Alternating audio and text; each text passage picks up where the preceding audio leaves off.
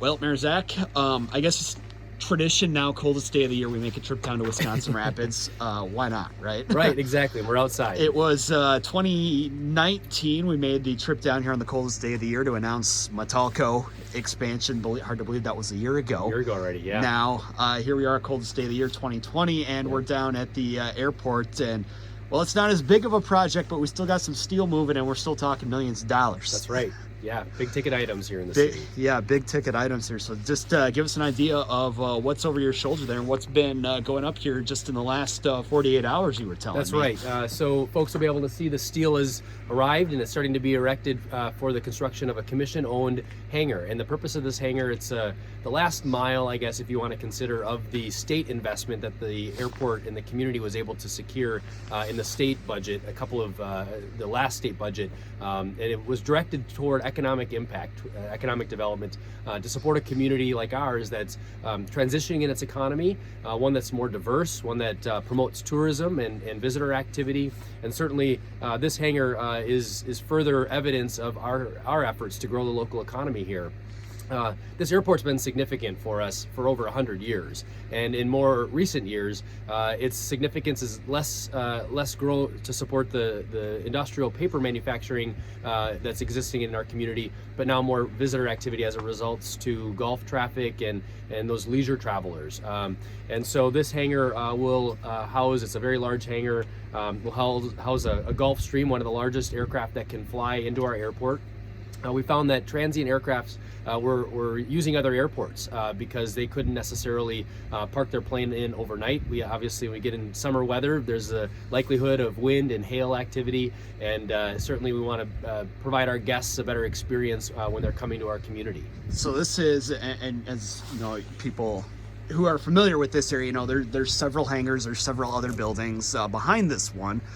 Those are smaller ones. Those are maybe gonna hold the the smaller planes, not the planes that people are gonna be flying in here from, say, out of state or even out of the country. I'm sure you have some international travel here too. Yeah. So how big of a deal is this for the airport then? Well, it's great because actually last year we had over 800 aircraft during our busy season, 800 jet users through our airport, which is an incredible increase over anything that this airport's experienced in its history. That over the course of just one season, we can have that many aircraft in and out. And there are some that want to spend a night or a duration at a time, and for insurance purposes and liability, they want to protect their investment or their vehicle that they have ownership in a commission-owned hangar. So why it's significant, I guess, to the local community is the fact that we as taxpayers invest in the operation of the airport. Many people would say, well, that airport doesn't benefit me. Well, that's true if you don't use the airport, but if you're a taxpayer in the community, having new activity and having that activity come to Wisconsin Rapids is really important because it helps keep our investment to subsidize the airport flat, or in this case, we're actually looking at potentially as the future revenues increase, that maybe we can draw down the subsidy to the local airport. And so as taxpayers, our liability goes down, and so we can maybe fund other priorities in our community, or prevent future increases to the subsidy of the airport. All told, I think we have $12 million that we've been able to secure from state and federal investments in this facility since 2015. I mean, that's just unprecedented for an airport in a community our size. And the significance even further of that is, one might say, well, what's the local impact? About $400,000 over that period of time has been local shares. So the airport annually gets a subsidy from the 4 owner municipalities: Rapids, Grand Rapids, Nakusa, and Port Edwards, and about $150,000 in total.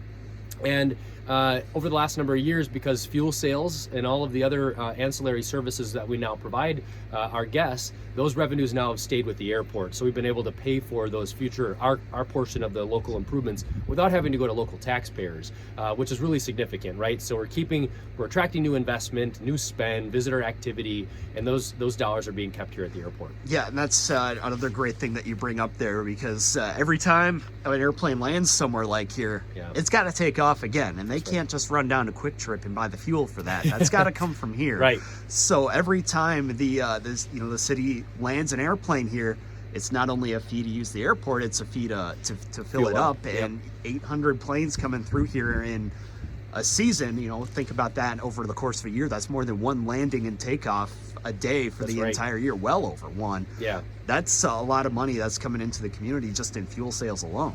That's right. And over the course of actually the last 4 seasons now that we've had this new activity at the airport, our fuel sales have doubled each year. Now this year they plateaued, or the last year in 2019 plateaued, but the 3 prior years had an annual doubling of fuel sales. So our budget, as we just closed out 2019, now we actually ended the year with a $60,000 surplus. So we're going to be able to keep that in reserves for future investments in this facility. Again, hopefully to offload the liability that our local taxpayers have in this economic development and community asset. Now, again, here at the airport, you're talking about landing during the season. You're talking about summer at that time. What is it that's bringing people in here for that season? Well, a lot of golf activity. So golfers that are golfing at Sand Valley or some of the other courses in the area. You know, we're marketing ourselves as much more of a leisure destination in ways that we haven't marketed ourselves before. So I think we're seeing the dividends and payoff of that. But we also have a significant industry base that uses this airport, whether it's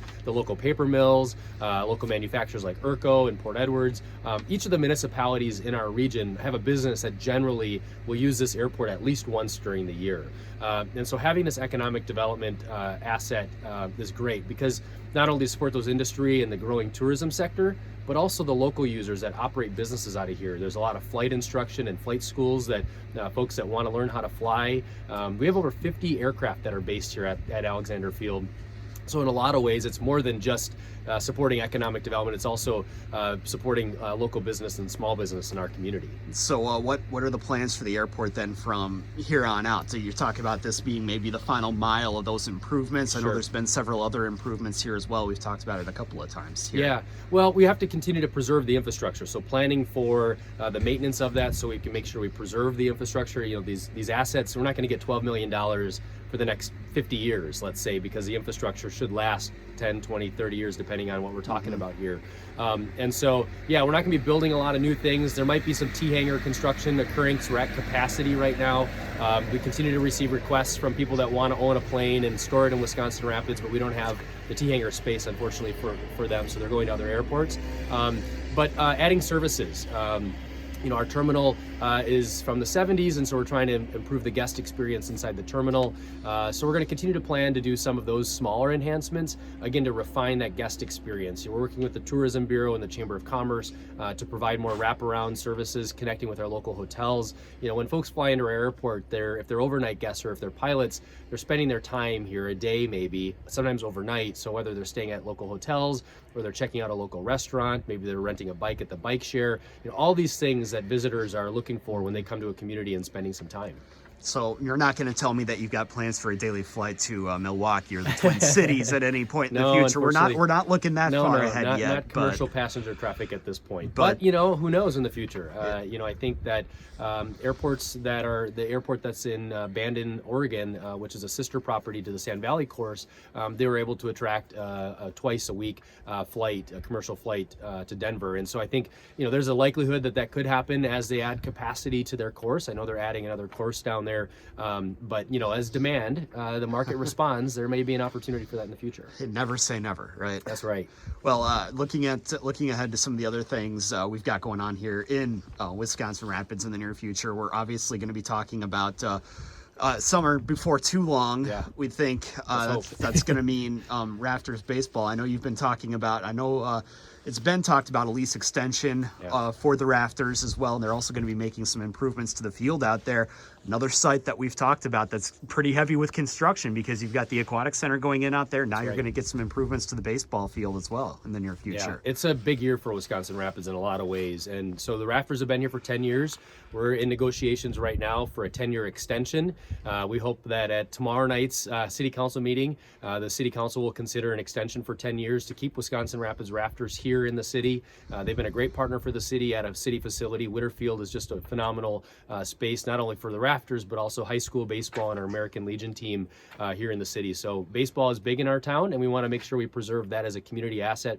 Certainly there's an economic impact as well associated with the Rafters. In fact, the numbers that I got were about $800,000 annually direct impact. Now there's even more when we consider ticket sales and some of the other piece, but with overnight activity and visitor activity, there's $800,000 worth of economic benefit to having the Wisconsin Rapids Rafters here in the city. Yeah, and during the summer, you're guaranteeing yourself several hotel stays every night throughout the course of the year, just in visiting teams coming in alone. And that doesn't count parents that might come in for a weekend as well, or even just people like me that like to see ballparks and to come down. And I run into you occasionally, right? Yeah, it's just plop down $12 for a ticket and stay at an outdoor bar for the night. That's right. Yeah. Which again is part of the experience that we're going to be seeing with the added craft beer. River. Craft river improvements in that. Yeah, and so the ownership is going to be changing for the team, and so the Fani brothers from the Plover Stevens Point area are going to be purchasing the team, and so we're excited to be working with them and to hear what they've got in mind for the future of the team. The park is obviously in great shape already due to city investment and Rafters investment over the years, so we're excited about what's to come. The Hotel Mead also recently sold. Two business partners from the Marquette, Michigan area acquired the iconic Hotel Mead and are working on restoring that to its former glory. I think it's been maintained well, but it needs a new energy and a new level of investment and economic activity. So we're pretty excited about, in the hospitality sector, a lot of great things happening in the Wisconsin Rapids area. And correct me if I'm wrong, Hotel Mead, though, the only full service hotel in the city, so it's certainly important to keep that in good shape, right? I'm amazed how many business groups and visitor groups we have that come through our doors here in the city for their meetings at the convention center at the Hotel Mead. It's not the largest in the area, but certainly offers service to a specific niche from groups of all types. It's really amazing. From the bee growers and beekeepers in the state, not growers, beekeepers, and a lot of state conference activity, whether it's state agencies. It's a very central location, so it works well. Yeah, and speaking about that, when the news came out, the Hotel Mead was sold. That was actually a fact that surprised me. You're only one full-service hotel here in the city. You're talking about the way that the city's been growing. Is that something that maybe needs to be in the city's plan in the future to try and attract another full-service hotel? Maybe be that a name brand, a national brand, or otherwise. Yeah, I think there's definitely opportunity to look at the hotel market. It's been up and down over the last 20 years with really high, really great peaks and some really low valleys. And I think, we're interested in working with anybody that wants to invest in the city, and certainly with all the investment and the growth in certain industry sectors, there may be a desire or might be a need to add capacity to the hotel space. All the investments downtown, we'd certainly like to see more investments on downtown or on 8th Street as we continue to look at reconstruction of that corridor as well. Anything else that you'd like to add here then today before we let you go? All right, we'll get inside and warm up and look forward for what's to come next month. Hopefully a little more spring-like. That's right. Thank you.